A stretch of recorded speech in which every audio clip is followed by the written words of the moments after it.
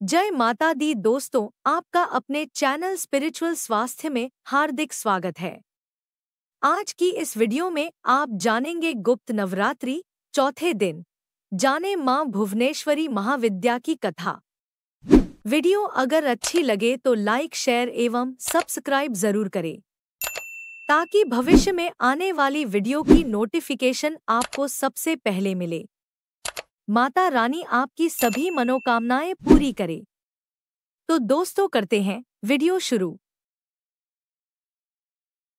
ऐश्वर्य और महाविद्या का मिल सकता है आशीर्वाद। 10 महाविद्याओं में से देवी भुवनेश्वरी को चौथे स्थान पर पूजा जाता है। अपने नाम के अनुरूप ही ये पूरे तीनों लोकों की स्वामिनी है। प्रकृति से संबंधित होने के कारण देवी की तुलना मूल प्रकृति से भी की जाती है।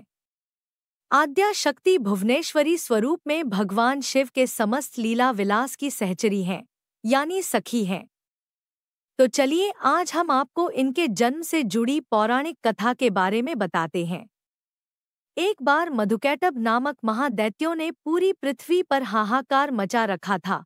तब सभी देव मिलकर भगवान विष्णु के पास गए और उनको अपनी निद्रा का त्याग करने के लिए प्रार्थना करने लगे ताकि वे जल्दी से उठकर मधुकैटभ को मारकर उनकी रक्षा करें। भगवान विष्णु ने निद्रा का त्याग किया तथा जागृत हुए और उन्होंने 5000 वर्षों तक मधुकैटभ नामक दैत्यों से युद्ध किया। बहुत अधिक समय तक युद्ध करते हुए भगवान विष्णु थक गए और वे अकेले ही युद्ध कर रहे थे। अंत में उन्होंने अपने अंतःकरण की शक्ति योगमाया आद्या शक्ति से सहायता के लिए प्रार्थना की। तब देवी ने उन्हें आश्वस्त किया कि वे उन दोनों दैत्यों को अपनी माया से मोहित कर देंगी। योगमाया आद्या शक्ति की माया से मोहित होकर दैत्य भाई भगवान विष्णु से कहने लगे कि हमारा वध ऐसे स्थान पर करो जहां न ही जल हो और न ही स्थल। भगवान विष्णु ने दोनों दैत्यों को अपनी जंघा पर रखकर अपने चक्र से उनके मस्तक को देह से लग कर दिया। इस प्रकार उन्होंने मधुकैटभ का वध किया, परंतु वे केवल निमित्त मात्र ही थे। उसके बाद ब्रह्मा, विष्णु और शंकर ने देवी आदि शक्ति योगनिद्रा महामाया की स्तुति की गई, जिससे प्रसन्न होकर आदि शक्ति ने ब्रह्मा जी को सृजन, विष्णु को पालन और शंकर को संहार के देव चुना। ब्रह्मा जी ने देवी आदि शक्ति से प्रश्न किया कि अभी चारों ओर केवल जल ही जल फैला हुआ है, पंचतत्व, गुण, तन्मात्राएं और इंद्रियां कुछ भी व्याप्त नहीं हैं, तथापि तीनों देव शक्तिहीन हैं। देवी ने मुस्कुराते हुए उस स्थान पर एक सुंदर विमान को प्रस्तुत किया और तीनों देवताओं को विमान पर बैठ अद्भुत चमत्कार देखने का आग्रह किया गया। तीनों देवों के विमान पर आसीन होने के पश्चात वह देवी विमान आकाश में उड़ने लगा और उड़कर ऐसे स्थान पर पहुंचा जहां जल नहीं था। वह विमान वायु की गति से चलने लगा तथा एक सागर के तट पर पहुंचा। वहां का दृश्य अत्यंत मनोहर था और अनेक प्रकार के पुष्प वाटिकाओं से सुसज्जित था। तभी वहां देवों ने एक पलंग पर एक दिव्यांगना को बैठे हुए देखा। देवी ने रक्त पुष्पों की माला और रक्तांबर धारण कर रखी थी।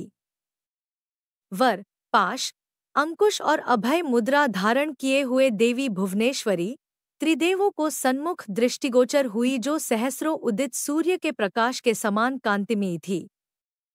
ये सब देखने के बाद भगवान विष्णु ने अपने अनुभव से शंकर तथा ब्रह्मा जी से कहा कि साक्षात देवी जगदम्बा महामाया है और इसके साथ ही यह देवी हम तीनों और संपूर्ण चराचर जगत की कारण रूपा है। तीनों देव भगवती भुवनेश्वरी की स्तुति करने के निमित्त उनके चरणों के निकट गए। तीनों देवों ने देवी के चरणकमल के नख में संपूर्ण जगत को देखा।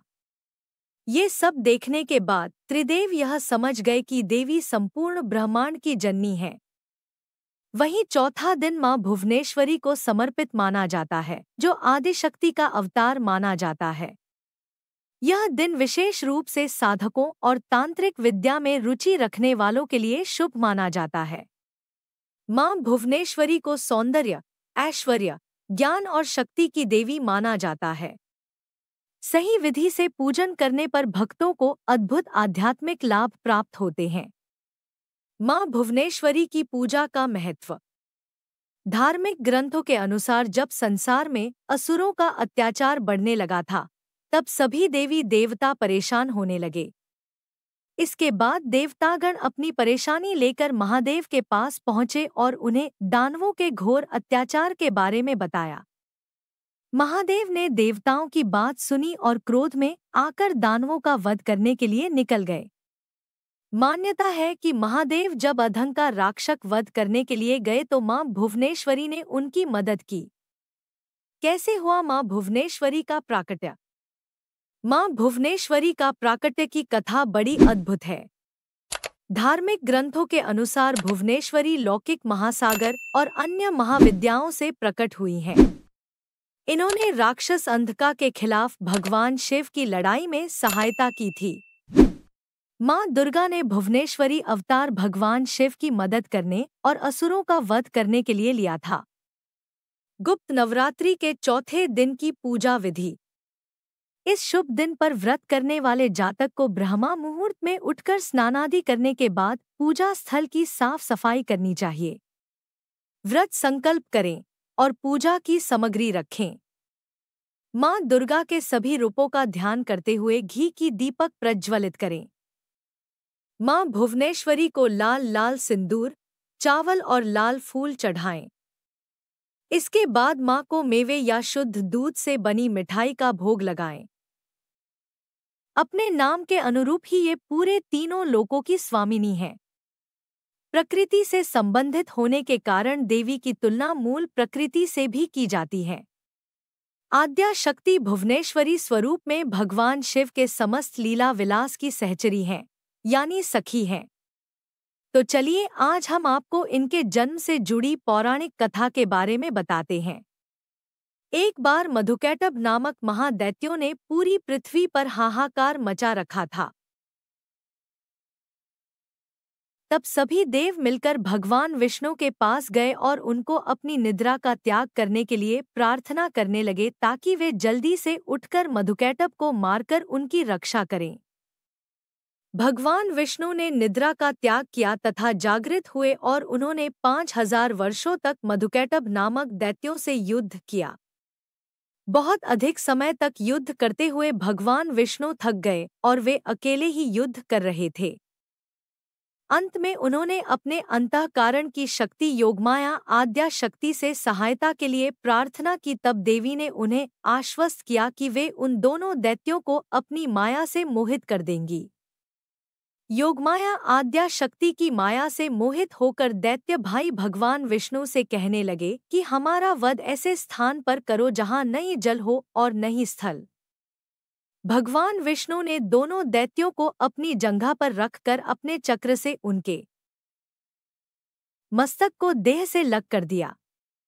इस प्रकार उन्होंने मधुकैटभ का वध किया, परंतु वे केवल निमित्त मात्र ही थे। उसके बाद ब्रह्मा, विष्णु और शंकर ने देवी आदि शक्ति योगनिद्रा महामाया की स्तुति की गई, जिससे प्रसन्न होकर आदि शक्ति ने ब्रह्मा जी को सृजन, विष्णु को पालन और शंकर को संहार के देव चुना। ब्रह्मा जी ने देवी आदि शक्ति से प्रश्न किया कि अभी चारों ओर केवल जल ही जल फैला हुआ है। पंचतत्व, गुण, तन्मात्राएं और इंद्रियां कुछ भी व्याप्त नहीं है, तथापि तीनों देव शक्तिहीन हैं। देवी ने मुस्कुराते हुए उस स्थान पर एक सुंदर विमान को प्रस्तुत किया और तीनों देवताओं को विमान पर बैठ अद्भुत चमत्कार देखने का आग्रह किया गया। तीनों देवों के विमान पर आसीन होने के पश्चात वह देवी विमान आकाश में उड़ने लगा और उड़कर ऐसे स्थान पर पहुंचा जहां जल नहीं था। वह विमान वायु की गति से चलने लगा तथा एक सागर के तट पर पहुंचा। वहां का दृश्य अत्यंत मनोहर था और अनेक प्रकार के पुष्प वाटिकाओं से सुसज्जित था। तभी वहां देवों ने एक पलंग पर एक दिव्यांगना को बैठे हुए देखा। देवी ने रक्त पुष्पों की माला और रक्तांबर धारण कर रखी थी। वर, पाश, अंकुश और अभय मुद्रा धारण किए हुए देवी भुवनेश्वरी त्रिदेवों को सन्मुख दृष्टिगोचर हुई, जो सहस्रों उदित सूर्य के प्रकाश के समान कांतिमयी थी। ये सब देखने के बाद भगवान विष्णु ने अपने अनुभव से शंकर तथा ब्रह्मा जी से कहा कि ये साक्षात देवी जगदम्बा महामाया है, और इसके साथ ही यह देवी हम तीनों और संपूर्ण चराचर जगत की कारण रूपा है। तीनों देव भगवती भुवनेश्वरी की स्तुति करने के निमित्त उनके चरणों के निकट गए। वीडियो देखने का बहुत बहुत धन्यवाद। अगर जानकारी अच्छी लगी हो तो कृपया लाइक, शेयर एवं सब्सक्राइब करें। मिलते हैं नेक्स्ट वीडियो में।